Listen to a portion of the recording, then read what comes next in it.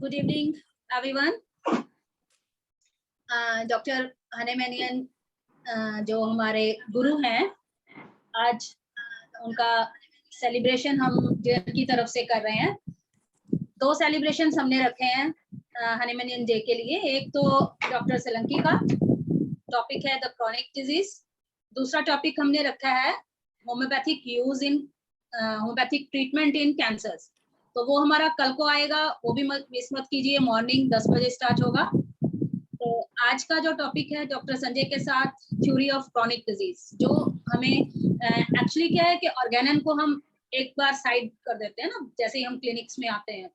तो जो थ्योरी है क्रॉनिक डिजीजेस की, हमें उसका मालूम होना कितना जरूरी है। थोड़ा बहुत उसका, अगर आप ज्यादा नहीं, हम थोड़ा बहुत तो जाने कि क्रॉनिक डिजीज एग्जैक्टली है क्या है। जब हम उसको डील करते हैं तो उसमें कौन सी चेंजेस या कैसे उसको हमें पता चलेगा कि ये मरीज सही होने जा रहा है। तो आज वही टॉपिक डिस्कस करेंगे डॉक्टर संजय के साथ, और डेल्सी उनको सपोर्ट करेंगी। Welcome Delsey. और मेरे साथ आज आए हैं, हमारे डियर को सपोर्ट कर रहे हैं doctor Neelam. Welcome ma'am. Thank you doctor Promila. Over to you, ma'am. And once again, happy birthday to Hahnemann sir, और सबको हमारे इस खास दिन के लिए बहुत बहुत बधाई हो। Over to you, ma'am. Yeah. Hello friends.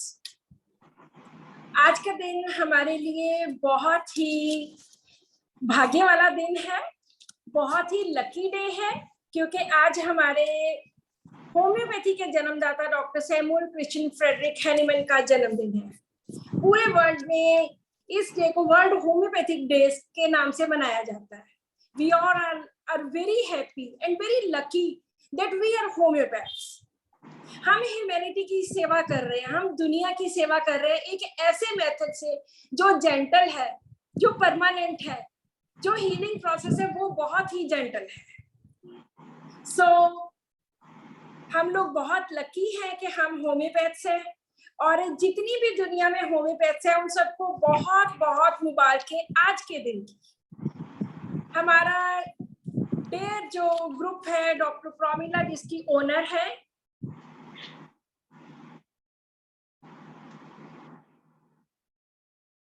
क्या हुआ पता नहीं, डॉक्टर नीलम स्किप कर गए एकदम। चलो तुम कंटिन्यू करो। मुझे लगता है डॉक्टर नीलम का कनेक्शन शायद गया है। हाँ, कुछ कोई रीजन रहा होगा, अगर वो एकदम से सडनली आउट हुई हैं। आ गए आ गए। नीलम मैम, माइक आपका माइक। हेलो। हाँ जी जी शॉक ले रहे थे आप हमको। तो जो हमारा डेयर ग्रुप है जिसमें डॉक्टर प्रोमिला है, जिसके ओनर, और वो हमेशा कोई ना कोई इनोवेटिव आइडियाज लेकर आती है। और इस बार भी हमने पहले इंटरनेशनल वुमेन डे मनाया जिसमें उनकी बहुत सारे हमारे 8-10 डॉक्टर्स थे, और बहुत अच्छा वो इंटरनेशनल वुमेन डे पे 8 मार्च को हमने किया। इस बार हम डॉक्टर संजय सोलंकी, जो एक बहुत सुलझे हुए, बहुत ही एक्सपीरियंस्ड, और जिनको सब्जेक्ट्स की लाइक ऑर्गेनॉन की बहुत नॉलेज है, जिनको एलएम पोटेंसी की बहुत नॉलेज है। हमने इनका लेक्चर पहले एक एलएम पोटेंसी पे करवाया था। सो आज doctor Sanjay Solanki chronic diseases पे अपना लेक्चर देंगे, एंड उम्मीद है कि ये भी बहुत अच्छा, आपको बहुत पसंद आएगा। So welcome doctor Sanjay Solanki. तो अभी हम कंटिन्यू करते हैं डॉक्टर संजय सोलंकी के साथ with chronic diseases. Yes, over to you doctor Promila. Sanjay, welcome again. Thank you ji. Sanjay बहुत पुराने मेरे दोस्त हैं, बहुत अच्छे से मैं इनको जानती हूँ, इनकी नॉलेज के बारे में कि किस तरह से ये हमें गाइड करते हैं, और जेयर के साथ साथ जैसे जेयर को ये सपोर्ट करते हैं, बहुत ज्यादा सपोर्ट करते हैं हमें। ऑपरेट, हमारे सारे वीडियोस जो भी है ये आजकल ऑपरेट कर रहे हैं। इसके साथ साथ इनका अलग एक प्लेटफॉर्म भी है जिसको अच्छे से ये चला भी रहे हैं, होम्योपैथी फॉर ह्यूमैनिटी। इनको सपोर्ट करते हैं टिकवा सैजन। वेलकम टिकवा, वो भी आज हमारे साथ हैं यहाँ पे। टिकवा, Mike, hello Tikva. Yo Mike. I'm not used to being muted during these meetings. Hello, everyone. Hello Tikva, welcome here. I'm here to lend support to Sanjay. Thank you very much. Okay ji, and Sanjay please आप start कीजिए आज का हाँ topic. जी, अच्छा। Today actually 256th birth anniversary doctor Samuel Hahnemann की है। तो ऑन ओकेजन हम लोग कुछ उनकी टीचिंग्स जो आजकल के ज़माने में भूल सी गई है, तो वो हम थोड़ा सा ये करके देखें कि उनकी टीचिंग एक्चुअली क्या है।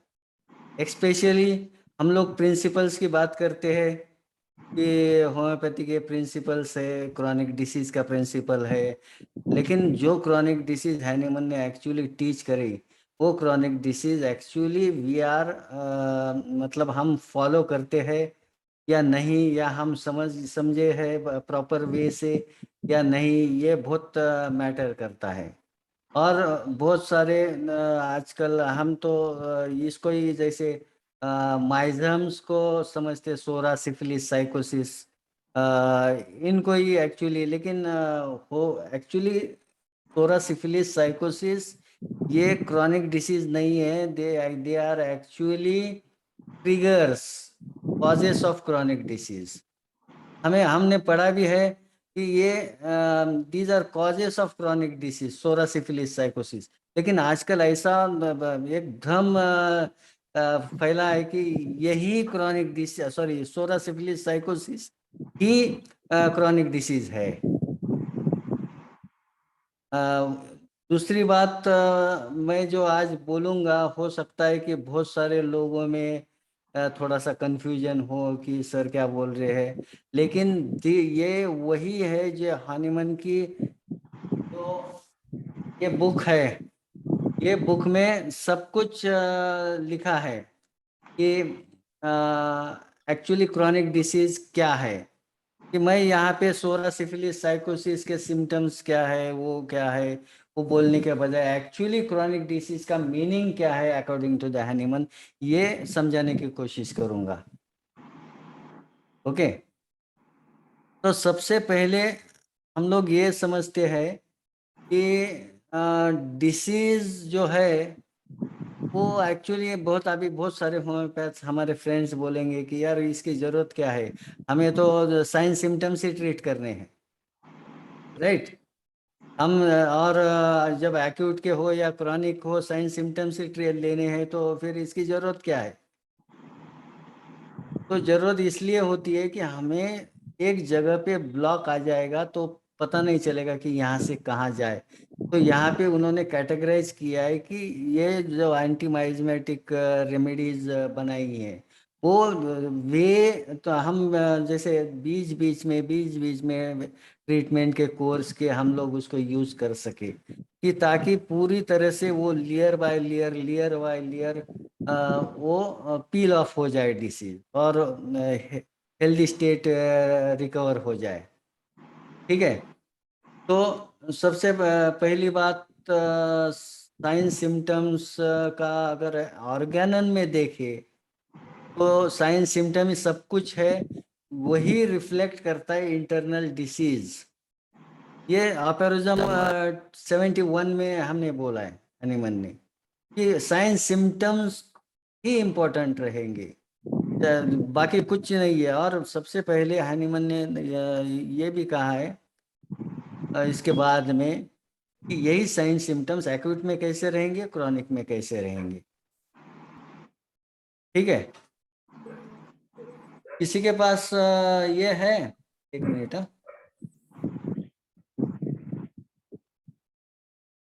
हाँ,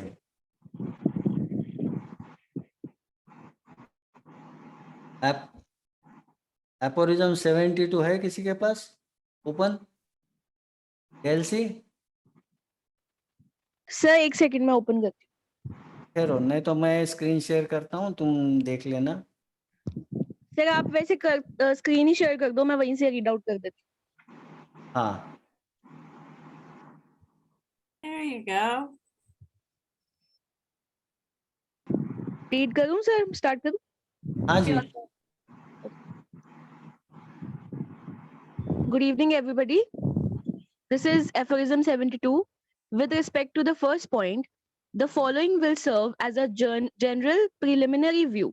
The disease to which man is liable are either rapid morbid processes of the abnormally deranged force, which have the tendency to finish their course more or less quickly, but always in a moderate time. These are termed acute diseases, or they are the diseases of such character that with small, often imperceptible beginnings dynamically derange the living organism, each in its own peculiar manner, and cause it gradually to deviate from the healthy condition in such a way that the automatic life energy called vital force, whose office is to preserve the health, only opposes to them at the commencement and during the progress, imperfect, unsuitable, useless resistance, but is unable to itself to extinguish them, but must helplessly suffer them to spread and itself to be ever more and more abnormally deranged until at length the organism is destroyed.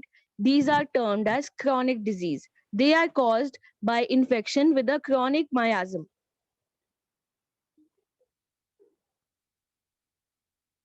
ये एपोरिज्म में Hahnemann ने वही बोला कि acute diseases क्या होती है and chronic diseases क्या होती है, राइट? तो इसमें ये क्लियर बताया कि क्रॉनिक डिसीज इसकी जो बिगनिंग होती है ना, इम्परसेप्टिबल होती है। इम्परसेप्टिबल मतलब हम सेंस भी नहीं कर, समझ भी नहीं पाएंगे कि ये हमारे ऊपर धीरे धीरे होके हावी कैसी हुई है ना। और इसकी जो ट्रिगर हुई है क्रॉनिक डिसीज की एक्चुअली, इसकी जो ट्रिगर हुई है ना, वो कॉज हमें समझना चाहिए। तो वो बात हम थोड़ी देर के बाद करेंगे, लेकिन पहले क्रॉनिक डिसीज ये डेफिनेशन के अकॉर्डिंगली हमने देखी तो बहुत धीरे धीरे धीरे धीरे चलेगी और पूरी लाइफ लॉन्ग चलती रहेगी। और ये एक्चुअली जो हमारी हेल्थ की लाइन है ना, उसका पूरा शिफ्ट हो जाएगा। जैसे देखो, एक हेल्थ लाइन होती है, जैसे कुछ हम लोग खुश हुए, दुखी हुए तो वो शिफ्ट कर जाएगी, फिर थोड़ी देर के बाद नॉर्मल लेवल पे आ जाएगी। हाँ, और अगर कुछ भी हमारे लाइफ के साथ एक्टिविटी हो जाए तो वो हम लोग वो लाइन शिफ्ट हो जाएगी ऊपर, और फिर थोड़ी देर के बाद, थोड़े टाइम के बाद वो नॉर्मल लेवल पे आ जाएगी। तो ये नॉर्मल कंडीशन है। जब तक वो ऊपर जा रही है मैटर नहीं करता है, इट्स कमिंग बैक अगेन, ठीक है। लेकिन ये अगर पूरी तरह से ये लाइन अगर शिफ्ट हो जाए तो वो नॉर्मल पे आएगी नहीं, वो बीच में रुक जाएगी। सपोज एक बात समझ लो कि हम दुखी हो गए किसी बात को, और ये दुख नॉर्मल लेवल पे टाइम के साथ नहीं आता है, तो हम दुखी होते जाएंगे, मतलब वो फिर रिवर्स नहीं आएंगे। अगर हम हंस रहे हैं किसी इवेंट को लेके और हंसते जा रहे और वापस नहीं आ रहे, तो लोग बोलेंगे इसको, ये तो पागल हो गया। ये तो मेंटल स्टेट हुई। लेकिन फिजिकल के भी वही बात होती है। कोई भी अगर चीज आउटसाइड आवर बॉडी अगर एंटर करने की कोशिश करती है, तो इससे हमारी लाइफ और हमारी बॉडी, और नॉट ओनली बॉडी लेकिन हमारा पूरा पूरा सिस्टम, मतलब सोल, बॉडी, माइंड, ये सब कुछ अफेक्ट हो जाएगा, राइट? और ये सिर्फ वो थिंग्स नहीं, ये सब कुछ जो बाहर से अंदर आ रहा है, कंज्यूम, मतलब जो कंज्यूम कर रहे हैं, वो भी हवा हो सकती है, तुम्हारा फूड हो सकता है, तुम्हारे थॉट्स हो सकते हैं, जो बाहर से आ रहे। हाँ, ये पहली बात। दूसरी बात, जो एनिमल ने यहाँ पे जो मैं समझाने चाह रहा हूँ, ये बहुत इम्पोर्टेंट है कि जैसे इसकी हिस्ट्री अगर देखें ना, तो हैनीमैन ने क्रॉनिक डिसीज की मेडिसिन्स पहले नहीं निकाली थी, या क्रॉनिक डिसीज के बारे में पहले नहीं सोचा था। पहले बेसिक प्रिंसिपल जो होम्योपैथी का था, वो डायनामाइज मेडिसिन से या लॉ ऑफ सिमिलर से पेशेंट को ट्रीट करना, यही था। जो भी पेशेंट आता था सिम्टम लेके, उसको सिमिलर सिम्टम वाली मेडिसिन देना, यही था। जो आजकल हम भी वही करते हैं कि पेशेंट सिम्टम लेके आता है, हम लोग उसको प्रिस्क्रिप्शन देते हैं, ठीक है, और वो प्रिस्क्रिप्शन से वो ठीक हो जाता है। तब उसको ये कभी ध्यान भी नहीं आया कि कभी ध्यान भी नहीं आया कि हमें क्रॉनिक डिसीज की जो जरूरत पड़ेगी नहीं पड़ेगी, या क्रॉनिक कोई एंटीमाइजमेटिक ड्रग की रिक्वायरमेंट पड़ेगी। सबसे पहला 1797 या 96 के करीब हैनीमैन ने एक्चुअली जो ड्रग्स थे उस टाइम अवेलेबल, वो ड्रग के सिम्टम के अकॉर्डिंगली ट्रीटमेंट करनी चालू करी थी। तब प्रूविंग भी नहीं की थी। दैट टाइम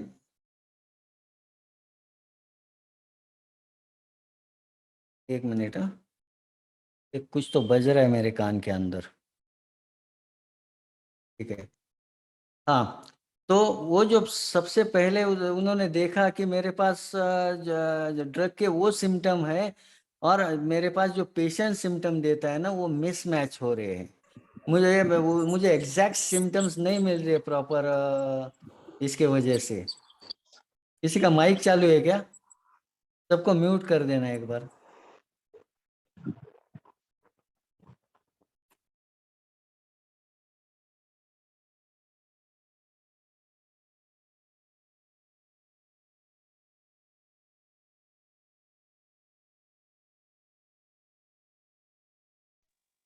हाँ जी, प्लीज कंटिन्यू। हाँ जी, तो हम ये देखते हैं कि उस टाइम में जो हैनीमैन ने ड्रग खुद के ऊपर प्रूविंग की, और वो 27 ड्रग थे। 27 ड्रग्स पे ही हैनीमैन ट्रीटमेंट कर रहे थे, ठीक है। और वो पहला जो फ्रेगमेंटा, वो क्या नाम है वो बुक का, कोई बोल सकता है? फ्रेगमेंटा 27 ड्रग थे, और उसके बाद ये 27 ड्रग पे पूरे डिसीजेस वो ट्रीट करते थे। और 1811 में मैटरमेडिका प्यूरा पब्लिश हुआ। वो प्यूरा इसलिए कि सारी ड्रग की प्योर इफेक्ट की इंडेक्स है वो, जो प्रूव करे वाली है। तो उसमें नियर अबाउट 99 to 100 ड्रग्स है, और वही ड्रग सफिशिएंट है पूरे डिसीज को ट्रीट करने में। म्यूट है। हेलो, हाँ जी, कंटिन्यू करो। अच्छा, चलो। तो उस टाइम में क्या कर रहे थे कि सिर्फ एक्यूट डिसीज जिसे हम कहते हैं, उसकी ट्रीटमेंट कर रहे थे। एक्यूट डिसीजेस कौन सी है? According to the definition, acute diseases जो जल्दी आती है और उस टाइप में भी एक्यूट डिसीजेस जैसे कॉलेरा हुआ, उसके बाद में एपिडेमिक स्कारलेट फीवर हुआ, या कौन से एक्यूट डिसीजेस है? एपिडेमिक्स, स्पोरेडिक एंड इंडिविजुअल जो उनकी क्रॉनिक डिसीज के साथ, जैसे हम लोग किसी इंडिविजुअल को जैसे बाहर गया, सर्दी हो गई, बारिश में गया, है ना, तो वो इंडिविजुअल क्या अलग है। जो एपिडेमिक टाइप है, जो लोकेलिटीज को रिलेटेड होते हैं वो, और स्पोरेडिक जो थोड़ा सा वाइड एरिया है वो, वही डिसीजेस थे। उसको ट्रीटमेंट करते थे, बहुत अच्छे तरह से ट्रीटमेंट हो रही थी। एंड बीच में फिर उनको लगा कि कुछ पेशेंट्स बार बार रिपीट हमारे पास आ रहे हैं। तो दैट टाइम उन्हें क्या लगा कि चलो मुझे आप स्टडी करना है, तो ये ठीक क्यों नहीं हो रहे। तो बहुत जल्दी, अगर ये बुक में देखा ना, देखो मैं वो माइजम का नाम नहीं ले रहा हूँ, प्लीज़ कंफ्यूज नहीं होना कि मैं सिर्फ एक कॉन्सेप्ट, मैं माइजम नहीं पढ़ा रहा हूँ, मैं क्रॉनिक डिसीज समझा रहा हूँ। ठीक है, ये समझने की कोशिश करना है। तो इसमें देखा ना, सबसे पहले पेज के ऊपर हैनीमन ने बोला है कि बहुत जल्दी उसको पता लगा कि वेनरल डिसीज, जिन लोगों को वेनरल डिसीज हुआ था, venereal disease means sexually transmit disease, उस टाइम में जो वेनरल डिसीजेस थे वो गनोरिया एंड सिफिलिस थे। जिन लोगों को ये गनोरिया एंड सिफिलिस हुआ था, उन लोगों को रिलैप्स हो रहा है।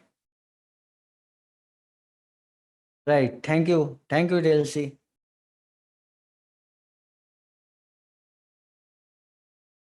तो जो वेनरल डिसीज जिन लोगों को हुआ था, गोनोरिया या सिफिलिस, हाँ, तो उन लोगों को ही रिलैप्स हो रहा है। तो फिर देखा कि ये जो कैटेगरी है ना बहुत छोटी है। मेरे पास एक स्लाइड भी है उसके बारे में, एक मिनट मैं दिखाता देता हूँ।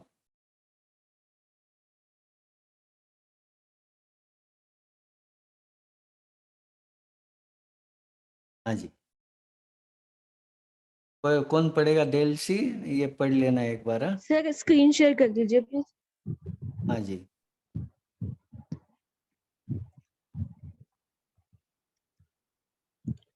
The Sora, which is now so easily and so rashly robbed of its ameliorating cutaneous symptom, the eruption of itch, which acts vicariously for the internal disease, has been producing within the last 300 years more and more secondary symptoms, and indeed, number one, so many that at least 7 out of 8 of all the chronic maladies spring from it as their only source, Sora, while the remaining 8 springs from syphilis and psychosis, or from complication of 2 of these 3 miasmatic chronic diseases, or which is rare from a complication of all 3 of them.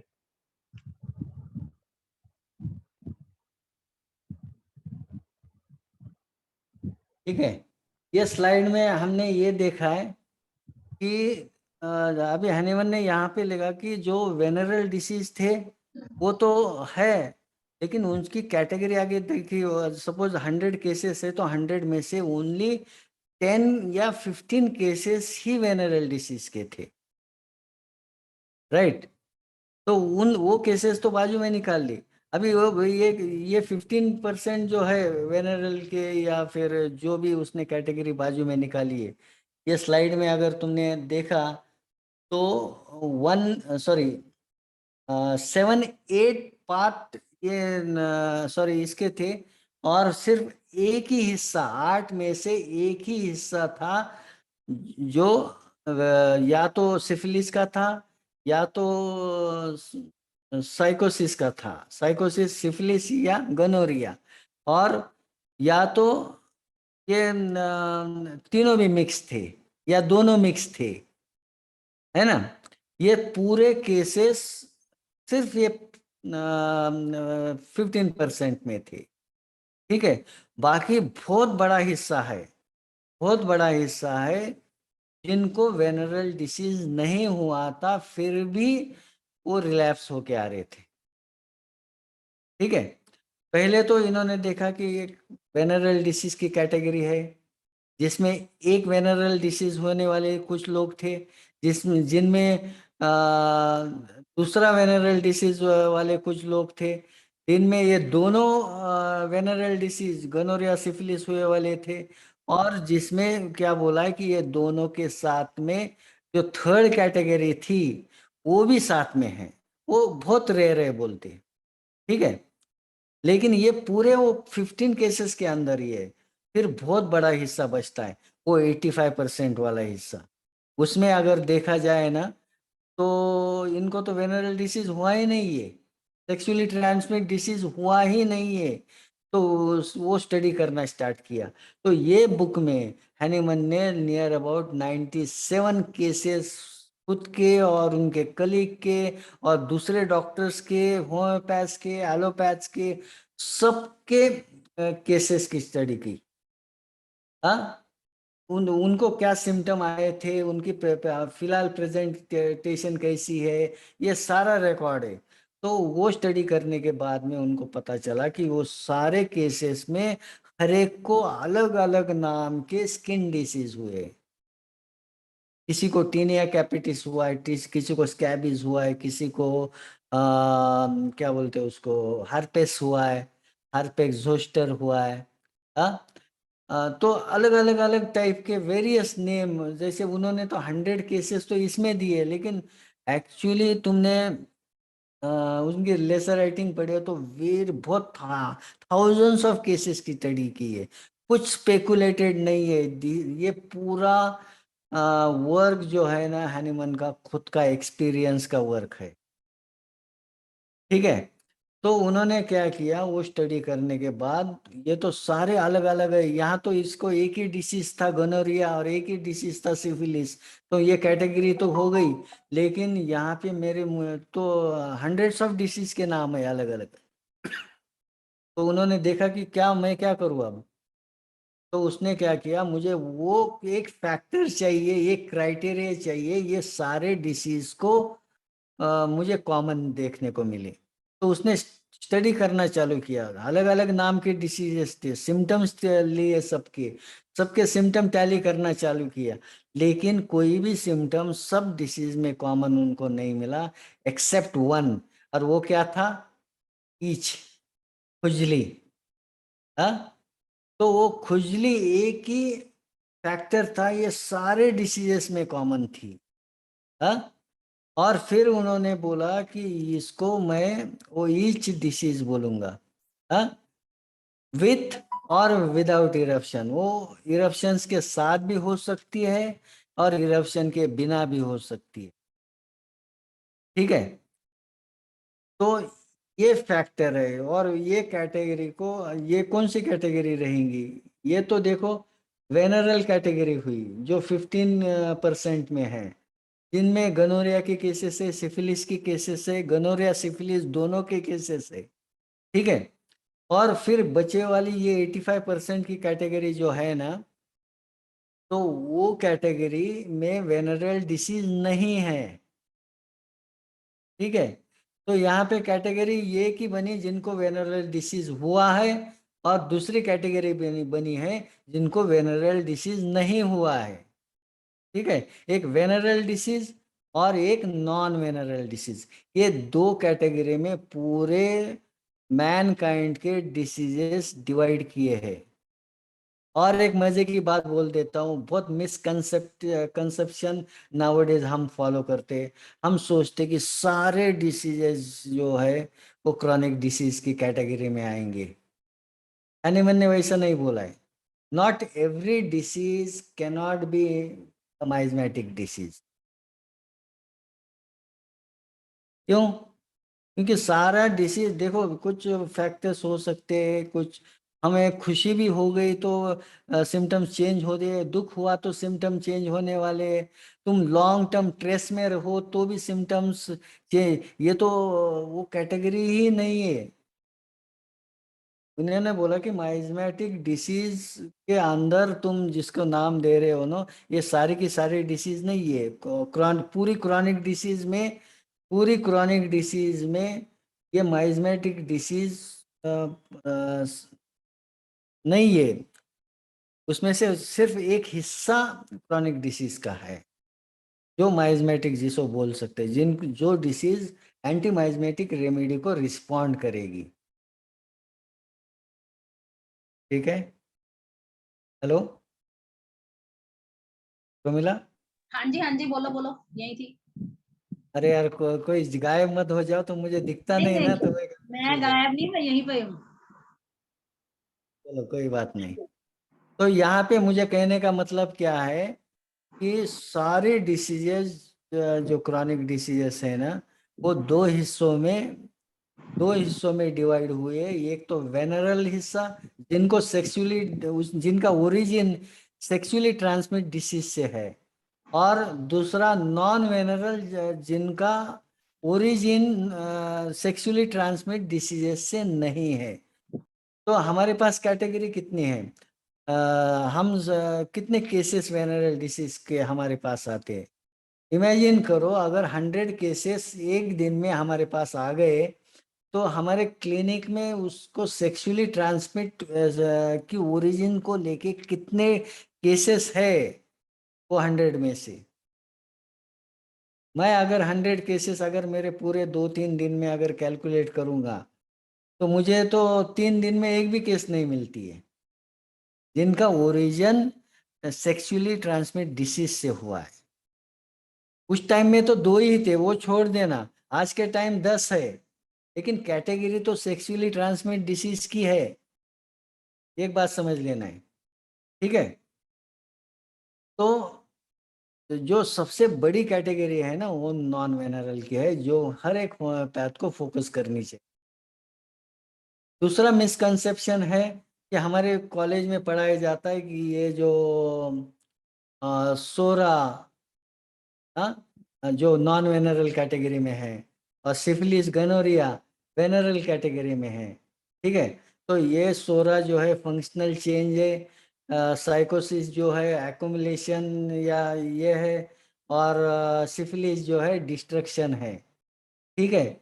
ये सारी functional change, accumulation और destruction हमें एक ही disease की characteristic है, ठीक है? हर एक डिसीज इससे बिगिन होती है फंक्शनल चेंज से, और वो एक एक्युमुलेट करेगी, और इसकी एंड जो होगी डिस्ट्रक्शन के साथ होगी।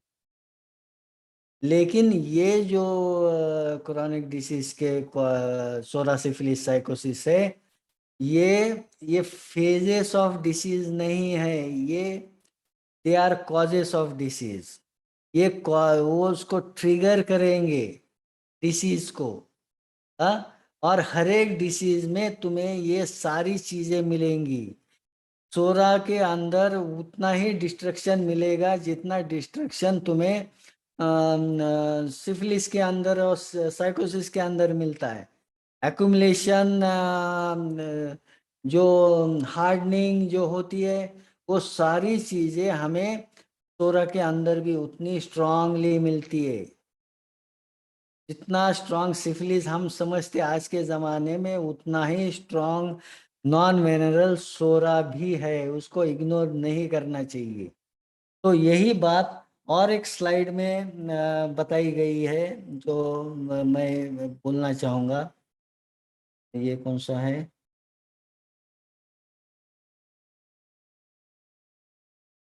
तो मैं पहले एपोरिज्म नंबर 80 जो है ना, वो शो करूंगा, उसके बाद में क्रोनिक डिसीज में हैनीमन ने क्या बोला है वो हम लोग देखेंगे। नहीं तो सबसे पहले हम लोग ये करते कि क्रोनिक डिसीज में जो लिखा है ना वो पढ़ेंगे।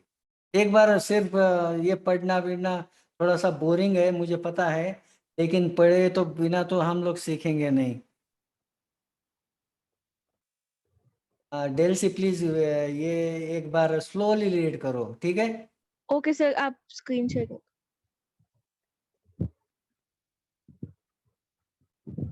Most painstaking observations as to the aid afforded by the antisoric remedies which were added in the first of these 11 years have taught me evermore how frequently not only the moderate but also the more severe and the most severe chronic diseases are of this origin.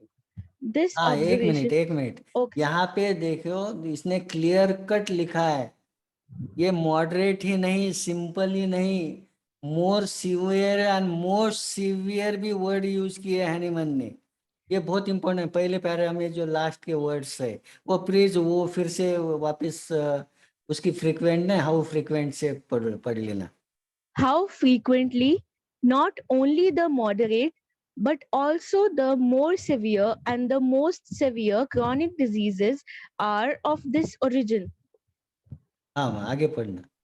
This observation taught me that not only most of the many cutaneous eruptions which Wieland distinguishes with such extreme care from one another and which have received separate names, but also almost all adventitious formations from the common wart on the finger up to the largest sarcomatous tumor, from the malformations of the ये जो fingernails. Point है ना, ये पढ़ लेना। उन्होंने बोला है कहाँ से कहाँ तक, ये सारी बातें, वार्ड्स की भी बात की है, हाँ, और कैंसर की भी बात की है। लार्जेस्ट सार्कोमेटस ट्यूमर्स, ये कैंसर है, हाँ। आगे पढ़ो। From the malformations of the fingernails up to the swellings of the bones and the curvature of the spine, and many other softenings and deformities of the bones, both at an early and at a more advanced stage, are caused by psora. हाँ जी। So, also frequent epistaxis, the accumulation of blood in the veins of the rectum and the anus, discharges of blood from the same, blind or flowing piles, hemopsis, hematemesis, hematuria, and deficient as well as too frequent menstrual discharges, night sweats of several years' duration, parchment like dryness of the skin, diarrhea of many years standing, as seven well as permanent constipation and difficult evacuation of the bowels, long continued erratic pains, convulsions occurring repeatedly for a number of years, chronic ulcers and inflammations, sarcomatous enlargements and tumors, emaciation, excessive sensitiveness as well as deficiencies in the sense of seeing,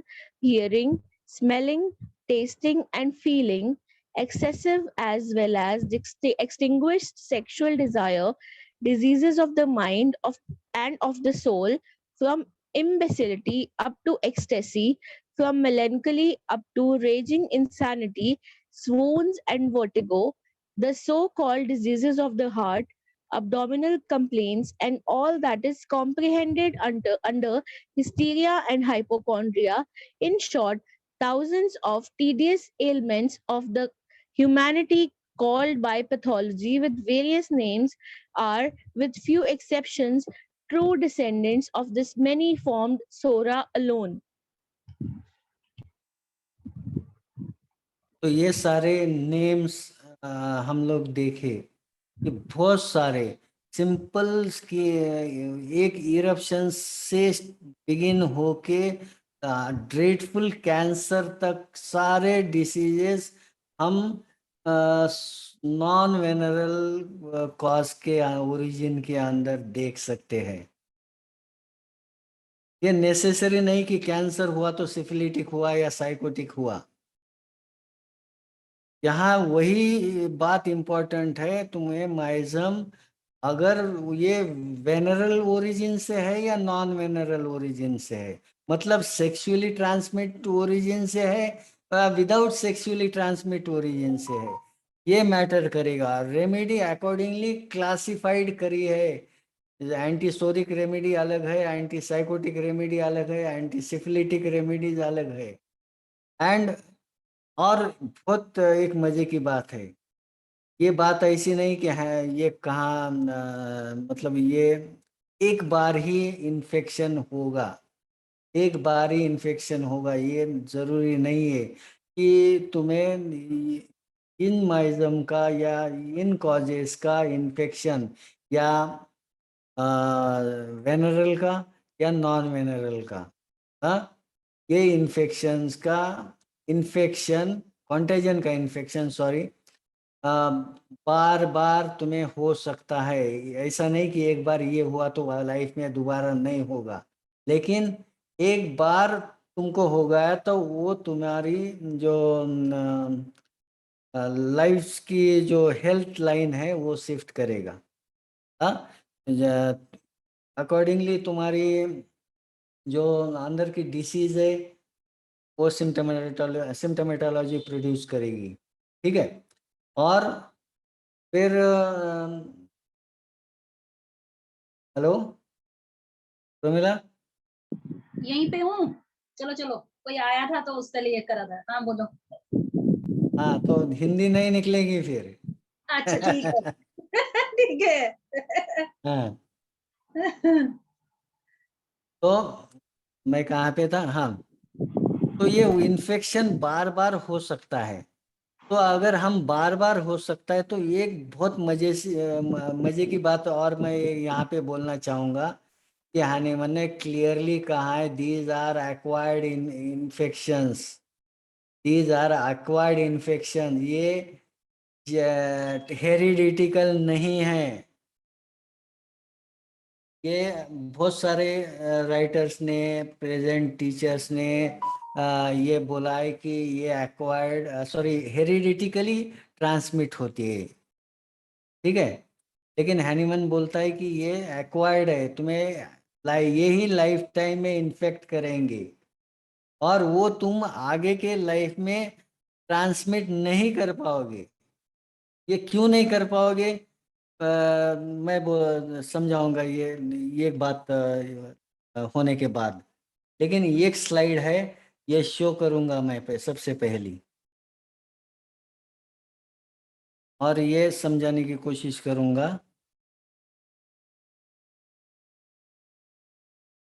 ये देखना, ये slide में हम इतने spots देखते हैं, blue और yellow.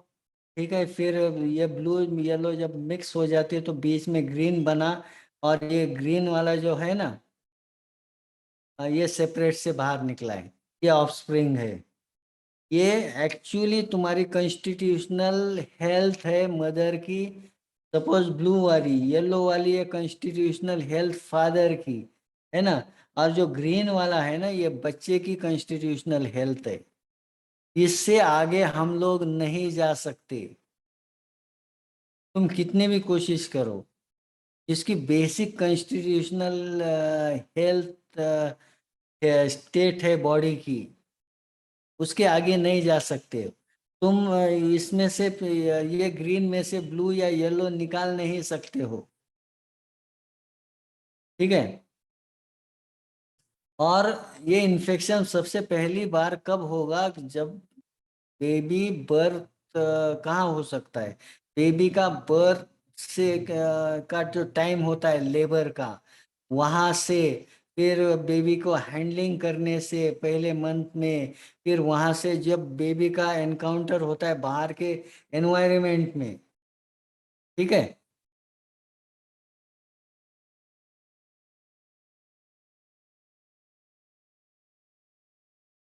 वो एनकाउंटर करेगा बाहर के एनवायरनमेंट में, जैसे बाहर से फूड लेगा, बाहर से दूध लेगा, बाहर से फीड्स लेगा। फिर वो हैंडलिंग करेंगे डॉक्टर्स, नर्स, या फिर उसको जो मेडिकेशन दी जाएगी। वो जरूरी नहीं कि एवरी टाइम अगर बेबी कुछ कर रहा है तो उसको मेडिसिन की जरूरत पड़े। लेकिन ये सारे जो है ना, वो कॉज हो सकते हैं, इसके ट्रिगर हो सकते हैं। अभी देखो, इसकी मैंने अभी देखा है कि उसकी फिजिकल कॉन्स्टिट्यूशनल बॉडी की एक बनी है। हाँ, उसके सिम्टम जो आएंगे ना, वो अकॉर्डिंगली आएंगे, वो उसका उसके अकॉर्डिंगली ही, उसकी ससेप्टिवली सेंसिटिविटी एंड ससेप्टिबिलिटी के अकॉर्डिंगली ही एनवायरनमेंट, उसकी बाहर की एनवायरनमेंट में मैं बात कर रहा हूँ। बॉडी और बॉडी, फिजिकल बॉडी और उसकी बाहर की बात, वो जो अंदर वो रिस्पॉन्स ले रहा है ना, तो वो सारी उसकी रिएक्शन रहेगी ना, तो उसके अकॉर्डिंगली रहेंगी, जो फिजिकल ससेप्टिबिलिटी रहेगी बॉडी के मेकअप की। ठीक है। तो फिर यहाँ पे और एक बात हम लोग समझ सकते हैं कि यहाँ पे उसने क्या बोला है कि ये इन्फेक्शन कैसे बनेगा। चलो ठीक है, ये इन्फेक्शन कैसे बनेगा। उसने क्या बोला है कि एक स्लाइड है, एक मिनट, कहाँ पे है देखने दो।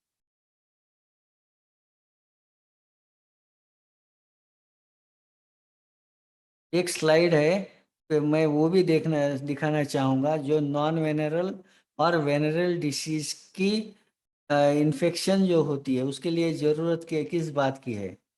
यहाँ पे उसने क्लियर कट बोला है ये स्लाइड में कि जो वेनरल डिसीज होता है ना उसके लिए कुछ सेंसिटिव थिनेस्ट कुटिकल के ऊपर या जहाँ नर्व रिच एरिया है उसके ऊपर अगर फ्रिक्शन हुआ, उसके ऊपर फ्रिक्शन हुआ वहाँ से अगर वुंडेड स्पॉट है तो वो वुंडेड स्पॉट के अंदर से ही इन्फेक्शन बॉडी के अंदर जाएगा, unless and until venereal disease हो नहीं सकता। लेकिन जो दूसरा माइजम इसने बोला है जो नॉन वेनरल में आता है, miasm of each needs only to touch the general skin, body के किसी भी स्किन के ऊपर, कुछ स्पेसिफिक पार्ट के अंदर नहीं, तो बॉडी के किसी भी पार्ट पे अगर उसका कांटेक्ट हुआ या टच हुआ, सिंपल टच हुआ, तो ये माइजम तुम्हारे बॉडी के अंदर जा सकता है। लेकिन देखो सिंपल टच और फ्रिक्शन इसमें बहुत सारा डिफरेंस है। फ्रिक्शन के लिए तुम्हें थोड़ा सा प्रेशर लगेगा और वो प्रेशर अगर डेलिकेट पार्ट के अंदर है, डेलिकेट पार्ट के अंदर है, क्यूटिकल्स के अंदर है, थिनेस्ट पार्ट के अंदर है, तो वहाँ पे वो वुंड करेगा, अल्सर करेगा, राइट। और वो अल्सर अगर होगा तो वहाँ से उसकी ओरिजिन हो जाएगी, वो एंटर करेगा जो भी इन्फेक्शन के वो वर्म्स है या फिर जो भी जर्म्स है वो एंटर कर जाएंगे बॉडी में और वो डिसीज प्रोड्यूस करेगा, ठीक है। लेकिन नॉन वेनरल के लिए ये कॉज नहीं बोला, वो जो बोले कि तुम सिर्फ स्पर्श करोगे और सिर्फ वो थिनेस्ट पार्ट की जरूरत नहीं है, डेलिकेट पार्ट की जरूरत नहीं है, यहाँ पे बॉडी के ऊपर कहीं भी अगर कांटेक्ट होगा तो इन्फेक्शन तुम्हारे बॉडी के अंदर जाना है। तो इसलिए नॉन वेनरल जो है ना वो मोस्ट इन्फेक्शियस कैटेगरी में गिना गया, बहुत कॉन्टेजियस है। ऐसा नहीं कि ये हर एक पेशेंट हर एक इंडिविजुअल अगर वो कांटेक्ट में गया तो इन्फेक्ट कर जाएगा, लेकिन वेनरल ओरिजिन के लिए ये ज़रूरी नहीं है कि एवरी टाइम हिट हैज़ वो तुम्हें इन्फेक्ट करेगा। हो सकता है कि पहले अटेम्प्ट में तुम्हें इन्फेक्ट ना करे क्योंकि वहाँ वुंड बना ही नहीं, पहली बार, दूसरी बार, तीसरी बार अगर इन्फेक्ट नहीं हुआ तो हो सकता है पांचवी बार इन्फेक्शन हो जाए, क्योंकि फ्रिक्शन और वो भी वो डेलिकेट पार्ट के ऊपर, थिनेस्ट पार्ट के ऊपर, और जहाँ नर्व की रीच है, और वो एरिया कौन सा है, वो एरिया है जेनेटल्स।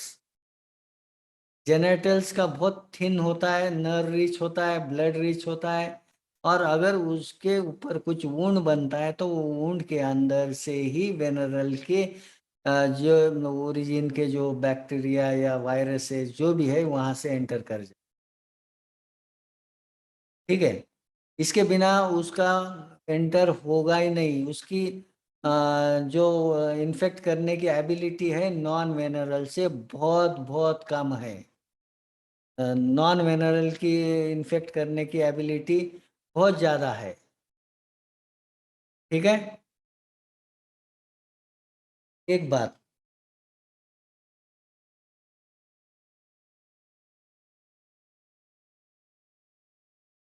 तो ये एक बात हुई। तो अगर हम लोग देखें कि उसकी एंट्री कैसी हुई, तुम्हारी स्किन को टच किया है, तो हैनीमन ने यहाँ पे क्या समझा, देखो इन्होंने बोला है कि उसने स्किन को टच करने के बाद ये dynamically it enters into body, उसकी डेवलपमेंट डायनेमिकली होती है, वो एनर्जी के लेवल से होती है, वो नर्व्स के थ्रू जाता है, ब्लड के थ्रू जाता है, एक्सप्लेन नहीं किया है किधर भी, वो नर्व्स के थ्रू डेवलपमेंट होती है बॉडी के अंदर। और जैसे तुम्हारी बॉडी को कांटेक्ट एंड टच करेगा वो same moment it enters into body, और अगर उसके बाद में तुम्हारे स्किन के ऊपर हो सकता है कि कुछ ना दिखे, और उसके बाद में तुम उसको वॉश भी करोगे तो उसका कुछ फायदा होने वाला नहीं, because infection already been entered into body, और फिर नर्व के अंदर वो पूरी बॉडी में फैलने लगेगा। हाँ, वो जैसे डिसीज फैलने लगेगा, फैलते फैलते डेवलप होते होते जब पूरी बॉडी कवर हो जाएगी, उसके बाद में जो प्राइमरी मैनिफेस्टेशन स्किन के ऊपर आ जाएगा, वो साइड के ऊपर आ जाएगा, ठीक है, या फिर दूसरे साइड के ऊपर आ जाएगा, वो मैटर नहीं करेगा। वो पेशेंट का, इंडिविजुअल का फिजिकल सेंसिटिविटी, ससेप्टिबिलिटी, बॉडी की फिजिकल कॉन्स्टिट्यूशन के अकॉर्डिंगली ही बनेगा वो कहाँ बनना है, ठीक है। और जो प्राइमरी मैनिफेस्टेशन बना है, यही मैनिफेस्टेशन इन्फेक्शियस है, कॉन्टेजियस है, और यही दूसरे पेशेंट्स को स्प्रेड करेगा, ठीक है।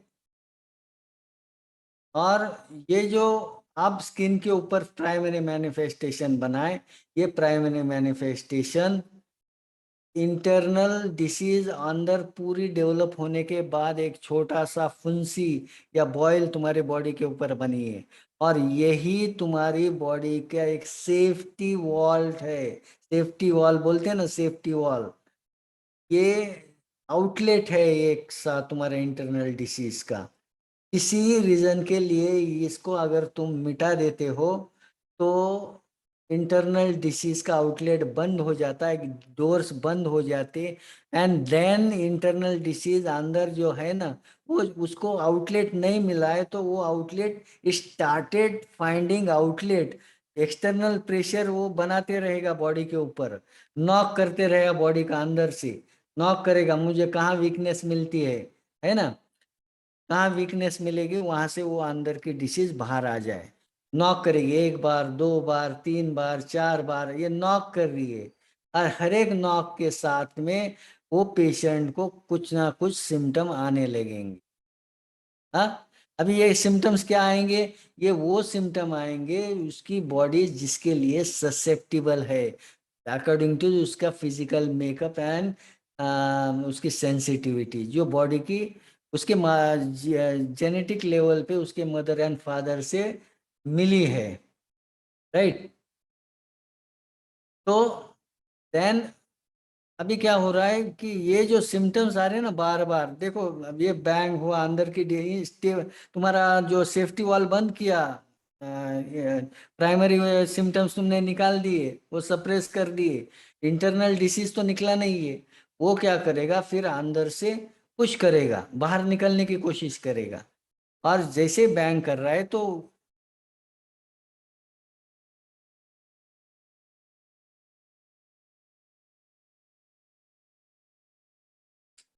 ठीक है, वो बात वही है।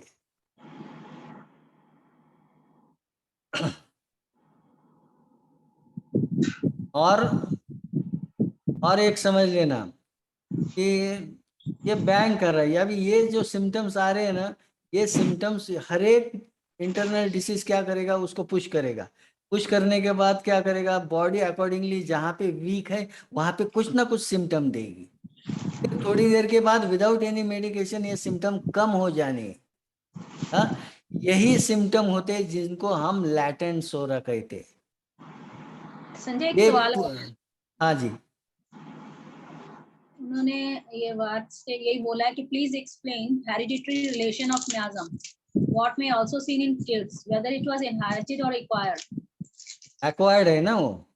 हाँ, इनको ये देखो मैंने ये पिक्चर बताई है ना, तुम्हारी बेसिक कॉन्स्टिट्यूशन मदर फादर से तो एक सेंसिटिविटी आई है, ये सेंसिटिविटी तुम ये नहीं कर सकते, बॉडी जिस तरीके सेंसिटिव है, और तुम उस एनवायरनमेंट को एनकाउंटर करोगे तो ही ट्रिगर हो जाएगा अंदर का disease, unless and until trigger नहीं होगा, और ये ट्रिगर से ये सारे एक्वायर्ड है, ये ट्रिगर्स है ना, ये सारे एक्वायर्ड है, ये ओरिजिन है, ये तुम्हारे बेसिक इसको ट्रिगर कर जाएंगे, है ना। और मैं ये बात पहले समझा कंप्लीट कर लूं। ठीक है। तो यही सिम्टम जो होते हैं ना वो लैटेंट सोरा के होते हैं, जो बार बार आते। एक बार समझो अंदर के डिसीज ने कोशिश कर ली, फिर कुछ सिम्टम आए, थोड़ी देर के बाद विदाउट मेडिसिन वो ठीक भी हो गए। कुछ जैसे मैंने कुछ खा लिया, आज तक तो स्वीट मुझे डाइजेस्ट होता था, है ना। जैसे 10 साल तक डाइजेस्ट हुआ, उसके बाद में 15 को थोड़ा सा कम हुआ, 20 को और थोड़ा कम हुआ, 25 को और थोड़ा कम हुआ, 30 को बिल्कुल डाइजेस्ट होना बंद हुआ, और 35 को तो ऐसी कंडीशन बन गई कि उसके बाद में तो देख देखता भी है ना स्वीट के ऊपर, तो उसको सिम्टम आने चल। हाँ, ये वो मैटर नहीं करेगा, ये बात समझ लो। ये जो कभी आ रहा है कभी जा रहा है, ये लैटेंट फेज के सिम्टम होते हैं। और एक बार जहां से वो बाहर की वॉल टूट गई, बाहर की वॉल टूट गई अंदर की, और वो वॉल कहाँ से टूटेंगी? जहां से इसकी ससेप्टिबिलिटी और सेंसिटिविटी बॉडी की फिजिकल मेकअप इंडिविजुअल की है, वहां से टूटेगी। और अकॉर्डिंगली ये सेकेंडरी मैनिफेस्टेशन ये इंटरनल डिसीज के पेशेंट के ऊपर प्रेजेंट करेंगे। और जो ये जो इंटरनल डिसीज के सेकेंडरी मैनिफेस्टेशन है, ये दीज आर नॉन कम्युनिकेबल, ये दूसरे को स्प्रेड नहीं करेंगे। हाँ, और यही क्रॉनिक डिसीज है। ये क्रॉनिक डिसीज यहाँ पे तुम टच से क्या बोलते हैं, नॉन कॉन्टेजियस है, नॉन इन्फेक्शियस है। ये एक इंडिविजुअल से दूसरे इंडिविजुअल को कम्युनिकेट नहीं करेंगे। तो ये हेरिडेटिकली भी, तुम हेरिडेटिकल अपने ऑफस्प्रिंग को एक कॉन्स्टिट्यूशन दोगे, जो सेंसिटिविटी उसकी एक ससेप्टिबिलिटी की एक कॉन्स्टिट्यूशन दोगे। ये डिसीज स्टेट नहीं है वो बच्चे के लिए, वो नॉर्मल उसकी बॉडी की कॉन्स्टिट्यूशन है। अगर उसकी लंग छोटी बन गई तो तुम उसकी लंग बड़ी बना नहीं सकते। डेवलपमेंटल अगर है तो वो थोड़ी सी बढ़ जाएगी, लेकिन उसकी साइज ही छोटी है, तो अकॉर्डिंगली जितनी हवा अंदर जानी है उतनी हवा उसको बॉडी लेनी है।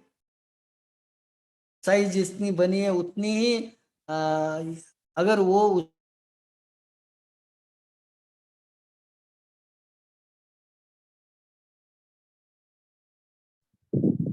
वॉइस चली गई है Sanjay, I think.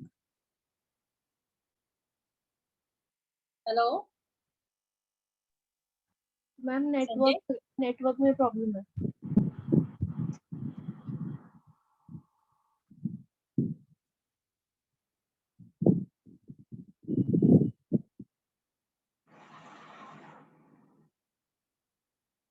Hello Sanjay, दूसरे अकाउंट से आ जाओ।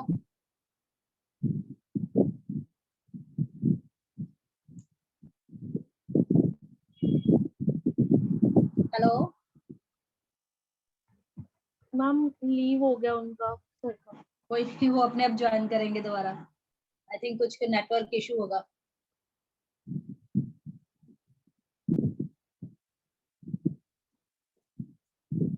फोन करिए सुनिए फोन करके देख। जस्ट वेट प्लीज, मैं उनको कॉल कर रही हूँ। आ गए आ गए।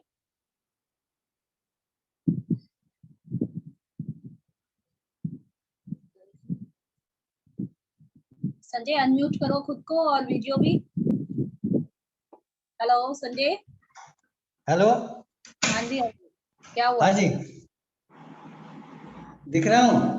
हाँ जी दिख रहे हो। क्या हुआ था एक एकदम? मुझे 1 मिनट देना है, मुझे बैठने की जगह ढूंढनी पड़ेगी थोड़ा सा। क्या हुआ? लाइट चली गई। ओके ठीक है। नहीं कोई बात नहीं, मैं तो कर लूंगा। ठीक है, ओके ओके। यहाँ पे बैठ जाता हूँ प्लीज। थोड़ी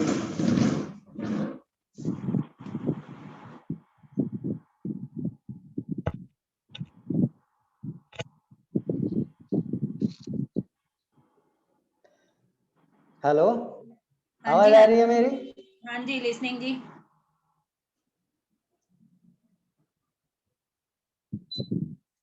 हाँ जी।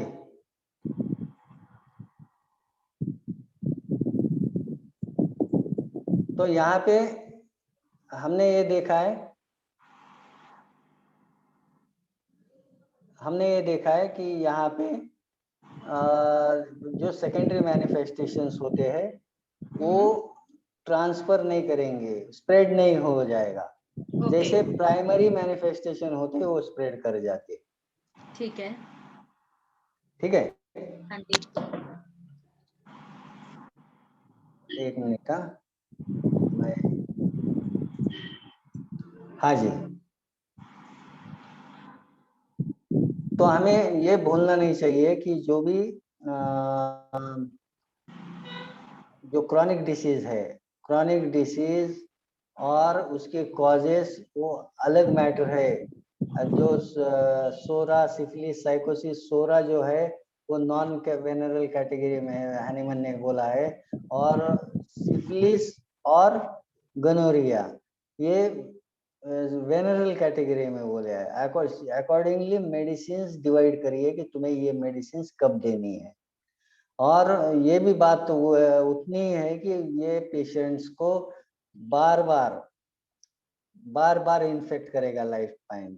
एक बार तुम्हें इन्फेक्ट किया, एक बार तुम्हें अंदर एक क्रॉनिक डिसीज बन गई, उसके सिम्टम्स हर एक पेशेंट को इंडिविजुअलाइज लेवल पे आएंगे। ऐसा नहीं कि सारे को प्राइमरी मैनिफेस्टेशन हो सकता है कि सबको एक तरीके से आ जाए, लेकिन सेकेंडरी मैनिफेस्टेशन जो है वो वाइटल फोर्स की तरफ से होगी, उसकी बॉडी की कॉन्स्टिट्यूशन के तरफ से होगी, उसकी खुद की ससेप्टिबिलिटी और सेंसिटिविटी के अकॉर्डिंगली होगी। वो पूरी इंडिविजुअलाइज रहेगी, वो दूसरे पेशेंट्स को या दूसरे इंडिविजुअल्स को वो स्प्रेड नहीं करेगी। ओके,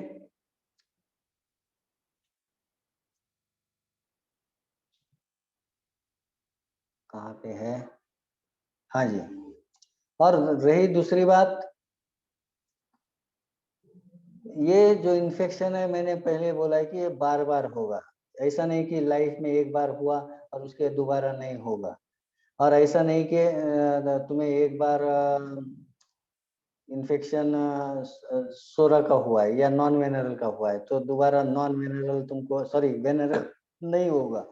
तो ये भी हो सकता है कि क्लिनिक में हमें सिर्फ यही देखना जरूरी है कि पहले लाइफ टाइम में इसको कहीं सेक्सुअली ट्रांसमिट डिसीज हुई थी या नहीं।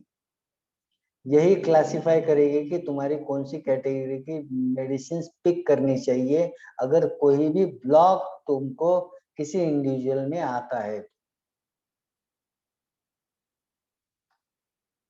और इसने यही बात बोली है कि क्रॉनिक डिसीज में जो स्किन को हुई है, जो नॉन वेनरल इन्फेक्शन का एफेक्शन बोला है, वो इजीली बच्चों में बहुत ज्यादा होता है। तो हमें ये इन्फेक्शन बच्चों में जब बहुत ज्यादा मिलेगा और ये बार बार होगा तो बार बार इंटरनल डिसीज और कॉम्प्लिकेट होती चलेगी। लेकिन ऐसा नहीं कि बहुत ज्यादा डिस्ट्रक्शन दिखा तो सिफिलिस ओरिजिन के से है या साइकोटिक ओरिजिन से है। ठीक है, और इसके अलावा कुछ क्वेश्चंस है क्या? नहीं, क्वेश्चन तो नहीं आया, एक दो ही थे, साथ के साथ हो गए थे वो कवर अप। डॉक्टर्स प्लीज, कोई क्वेरी है, कोई क्वेश्चन है regarding the topic please? Doctor Pradeep, हाँ जी प्लीज बोलिए doctor Pradeep, ask your question. Sir मुझे ये पूछना था कि compare to syphilitic and sycotic diseases जो हम लोग देखते हैं, जितना क्वांटिटी में वो ज्यादा मिलता है हमें, तो कंपेयर टू दैट जो हम लोगों को ये मिलना चाहिए ना, इसका जो हिस्ट्री रहता है, क्या बोलते हैं उसको, गोनोरियल डिसीज का या फिर नहीं, मैंने क्या बोला है कि तुम्हारे पास उतने पेशेंट आते हैं। हाँ, गोनोरिया और सिफिलिस के उतने पेशेंट आते हैं जिनके ओरिजिन है या नहीं आते? सर रेशियो आते कितना ही नहीं। है? अभी मेरे को कम से कम 20 साल प्रैक्टिस को होते हैं, मैंने सिफिलिस का एक भी केस नहीं देखा है 20 साल में। तो हम लोग यही सिफिलिटिक बात कर रहा डिसीजेस हूँ का। ना, हाँ यही हाँ बात हाँ है, हो रही है कि खुद हाँ हैनीमन हाँ ने भी बोला है कि जो 15% है ना, उसमें या तो गनोरिया के, या तो सिफिलिस के, या तो बोथ के, या तो फिर ये सब के मिला के, ये 15 में सब ओके डिवाइड किया है। तो इतना कम परसेंटेज है इन्फेक्शन का, और उसका इन्फेक्शन होने के भी चांसेस, अगर कोई सपोज इन प्रॉपर वे में जाता भी है तो नेसेसरी नहीं कि हर बार उसको इन्फेक्शन हो जाए, है ना। तो उसको जो क्राइटेरिया है इन्फेक्शन का, वो एक अटेम्प्ट में इन्फेक्ट नहीं कर सकता है, कि हो सकता है कि एक में ना हो, या 2 से बच जाए, या तीसरी बार हो जाए, या चौथी बार हो जाए। हाँ, नॉन वेनरल में वैसा नहीं है। तो यही बात ये उसने बोला कि तुम्हारे पास उतने केसेस इतने कम आएंगे। हम देखो, मेरे पास, मैंने पूरे लाइफ में गनोरिया का भी पेशेंट नहीं देखा है। मेरे लगभग 32 साल की प्रैक्टिस हो गई। राइट राइट हाँ, राइट सर। तो और फिर ऐसे सर नहीं है। 15-20% जो उस टाइम पे बोला गया था, तो हमको तो अभी मतलब 0.5% भी तो केसेस नहीं दिखते ना इसके। लेकिन डिसीजेस एग्जैक्टली। कंपेरेटिवली हम लोग साइकोटिक और और सिविलिटी ये ट्रेट भी का ज्यादा देख रहे ऐसा नहीं है। और एक बात में मजे की बात कर रहा हूँ, ऐसा नहीं है कि जैसे सल्फर है या फिर मर्कसॉल है, ये जो रेमेडीज है इनमें एक दूसरे के सिम्टम्स नहीं है, ऐसा नहीं है। इसमें इनमें भी कुछ परसेंट,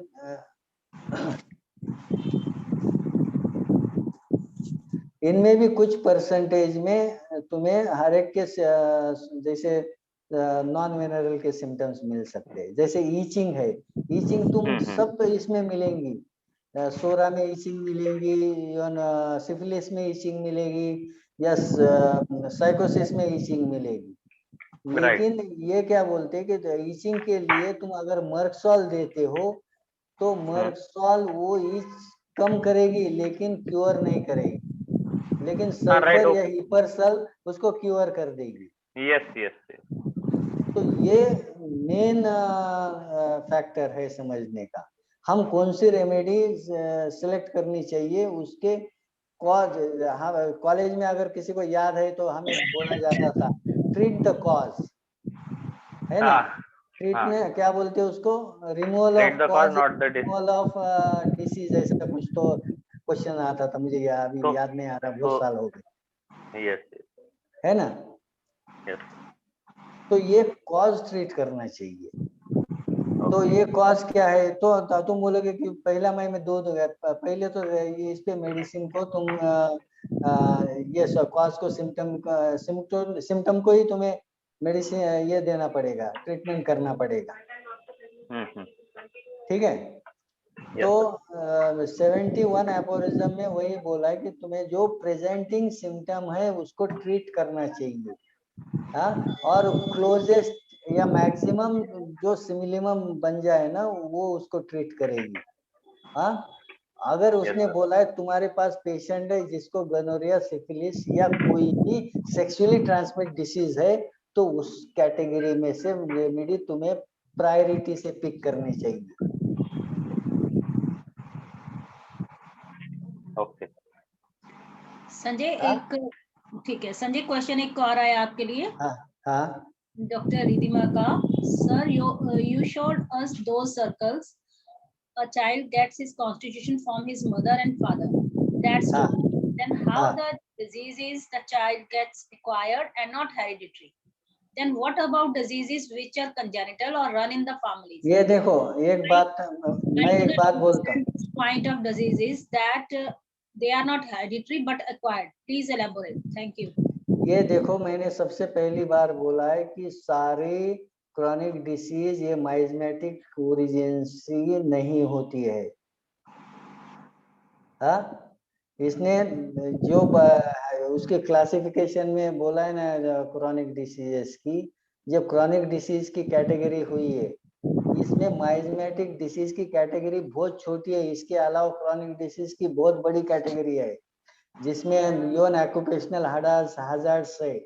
हाँ, फिर तुम्हारी फिजिकल कंस्टिट्यूशन अगर जिस टाइप की बनी है उसको तुम डिसीज बोल नहीं सकते हो, है ना।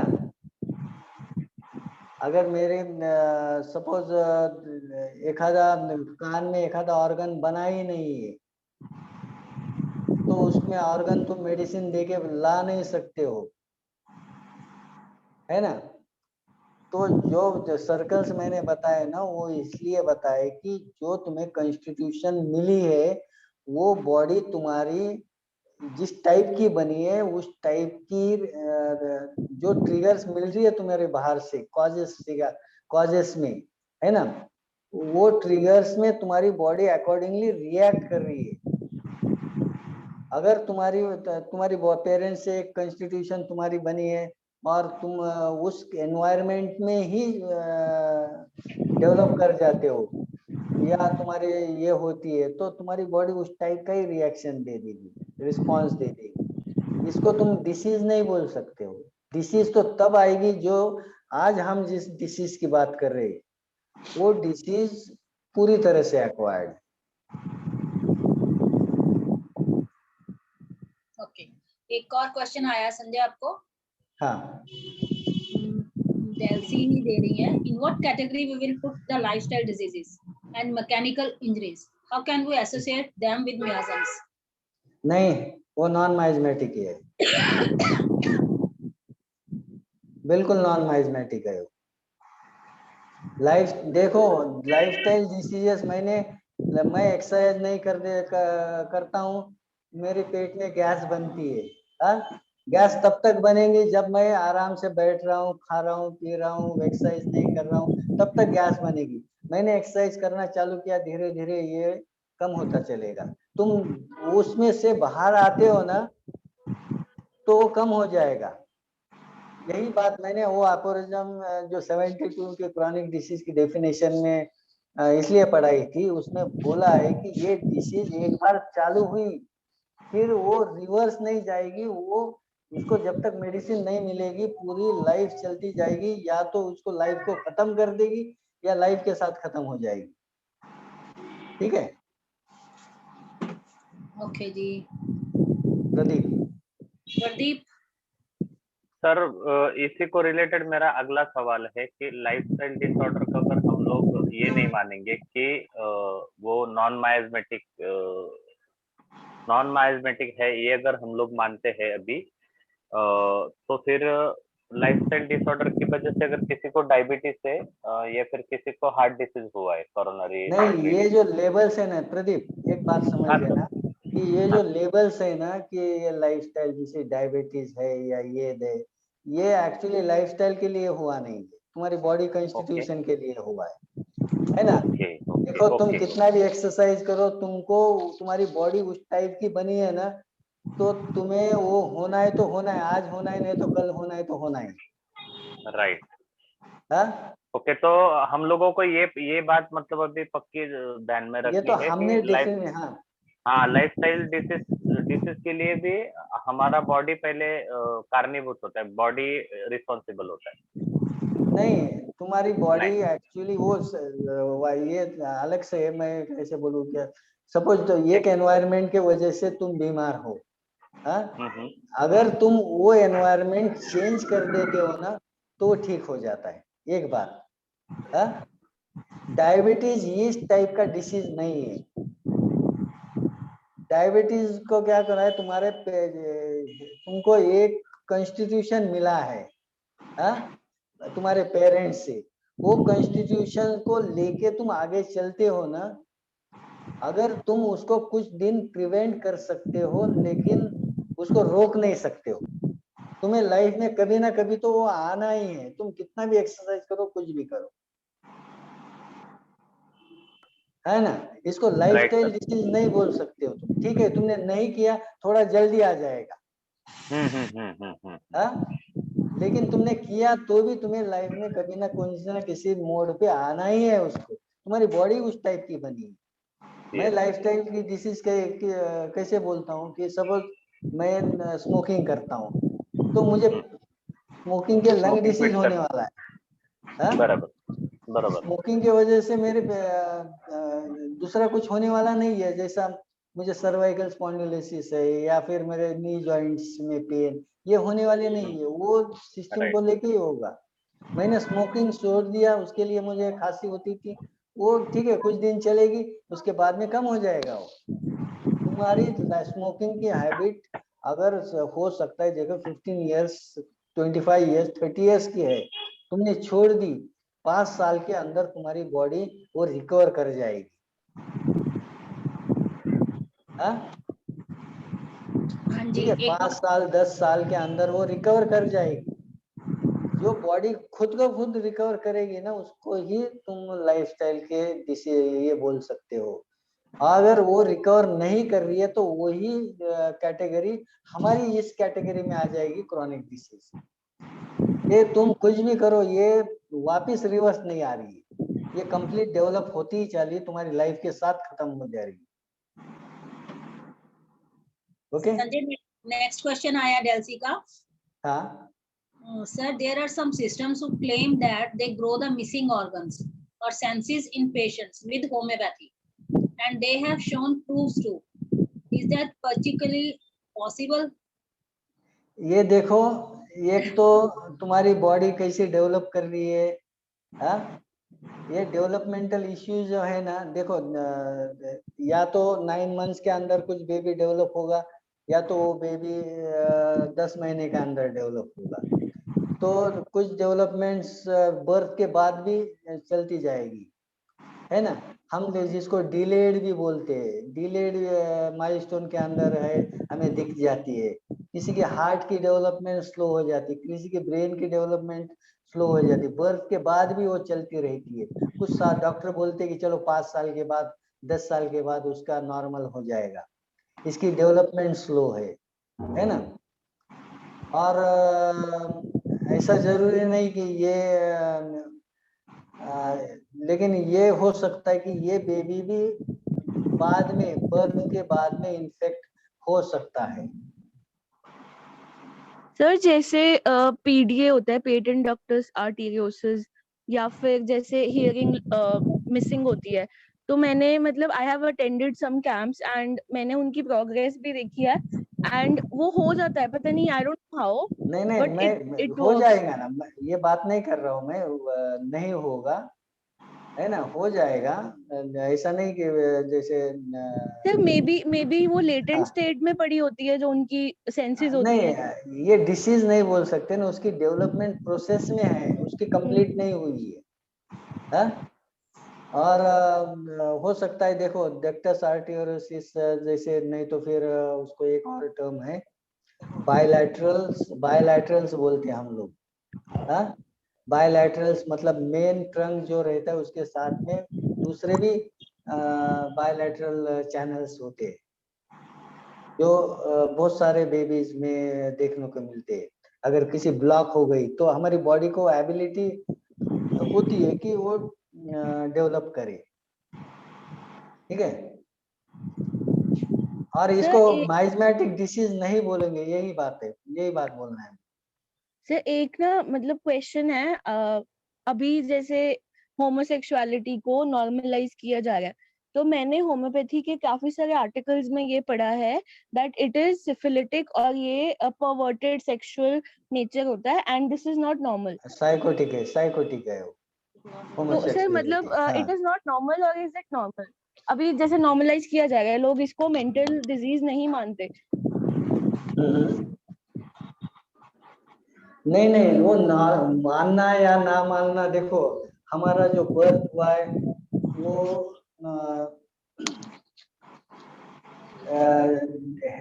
नॉर्मल हमारा क्या है, हेटेरोसेक्सुअल है जी, ठीक है। लेकिन अगर कोई लड़का लड़के को चाहता है या कोई लड़के, ये ही अब नॉर्मल है।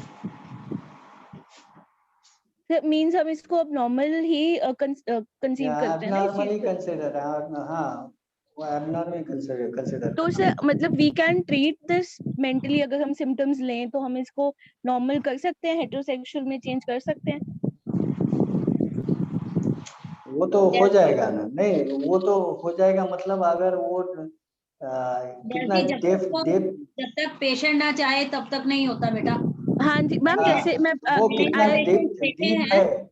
हाँ ऐसे जी हाँ पेशेंट देखो देखे हैं, वो काउंसलिंग से कुछ देर तक आपकी बात को सुनते हैं, समझते हैं, लेकिन बट आफ्टर सम इयर्स फिर वो सेम ट्रैक पे आते हैं। नहीं मैम, जैसे बच्चा जैसे छोटी एज में 10-12 इयर्स की एज में आते हैं हमारे पास पेशेंट्स, मतलब उनके पेरेंट्स उनको लेके आते हैं, तो at that time that baby और that kid is at a very tender उस एज, समय, हाँ जी, है ना, उस समय हम we can work on that. हो सकती है। हाँ जी, हाँ जी मैम, यही कंफर्म करना था, बिकॉज अभी रिसेंटली मैंने 2 से 3 पेशेंट्स ऐसे के देखे हैं।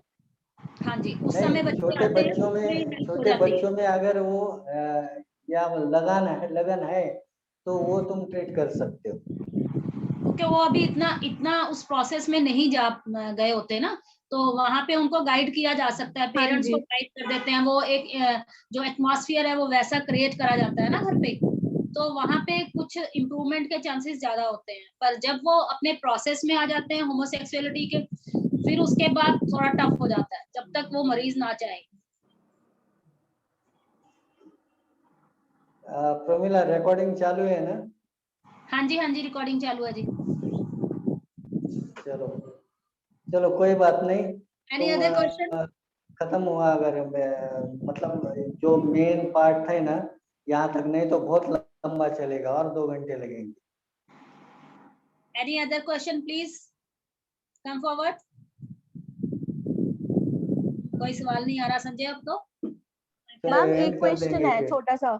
हाँ जी, बोलिए बेटा। मैम, जैसे अभी recently I went for a menstruation awareness camp, तो वहां पे मुझे जितनी भी, मैंने गर्ल्स स्कूल में गई थी मैं, तो वहां पे जितनी भी लड़कियां थी ना, किसी के भी जैसे पीरियड्स जो थे अब नॉर्मल नहीं थे, सबके अब नॉर्मल थे, या तो डेज ऊपर या डेज कम है, या किसी को तो पीरियड्स आ ही नहीं रहे इवन आफ्टर बीइंग 15 और 16, and mostly every girl is suffering from leucorrhoea.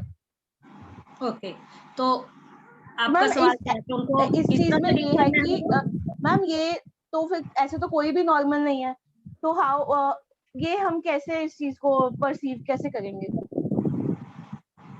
नहीं, एक बात समझ लेना बेटा, ये जो है ना, हम ये समझना बहुत जरूरी है कि ये जो डिसीज है ये कहाँ से आई है, तुम कितना ट्रैक कर पाते हो, जैसे ये कब से उसको सिम्टम्स है ना, क्योंकि बच्ची का सिम्टम अगर उसको डिले हो रहा है या उसको पेन हो रहा है या कुछ भी हो रहा है, तो एक बात समझ लेना है कि उसको ट्रैक करो, हो सकता है कि वो नॉन वेनरल ओरिजिन का कुछ पुराना इन्फेक्शन उसको हो गया हो, तो वो सारा जो तुमने बात किया है ना, वो पूरा सोरिक ओरिजिन ही है, डेल्सी, नॉन वेनरल ओरिजिन। ये तो हाँ जी मैम। संजय सर ने आपको ऑर्गन के हिसाब से बताया है। आई थिंक आपने वुमेन्स वाला हमारा प्रोग्राम नहीं देखा ना, तो हाँ उसमें मैम, इसी बात उसी को दिन लेके मैं वहां पे ही थी। आप अच्छा वहां पे थे।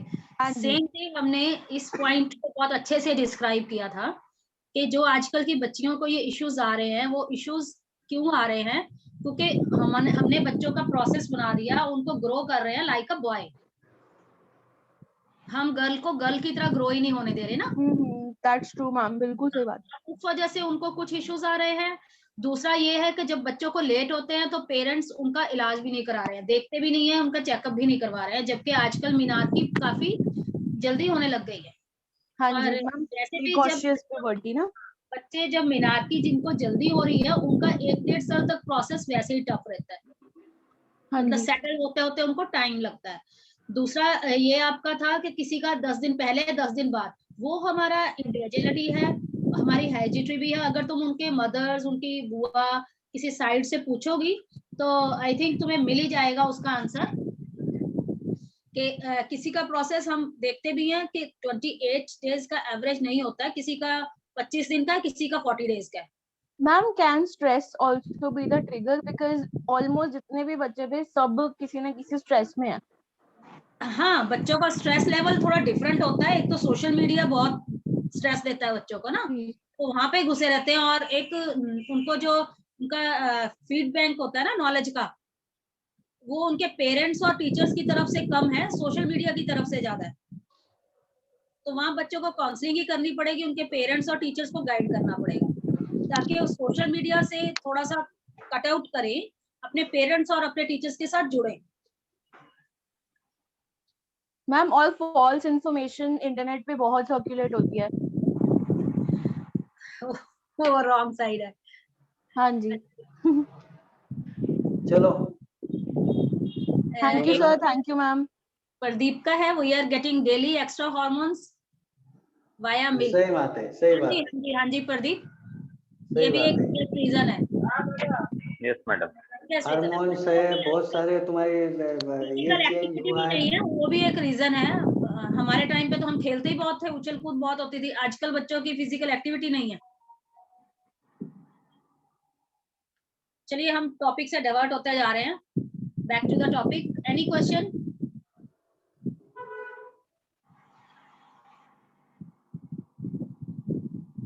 संजय, चलो आई फिर थिंक कोई क्लोज कर सवाल नहीं देते आ हैं। रहा, इट्स ओवर। हाँ जी, Manish, thank you ma'am, thank you sir. Thank you. और मैं थैंक यू बोलना चाहूंगा प्रोमिला को। अरे नहीं, हमको एक चांस दिया, अरे क्योंकि नहीं, बहुत सारे लोगों को कंफ्यूज सुखदीप करने वाला का टॉपिक है। Learning session. Sukhdeep, thank you बेटा। Thank you And ma'am, Elsie, thanks to all.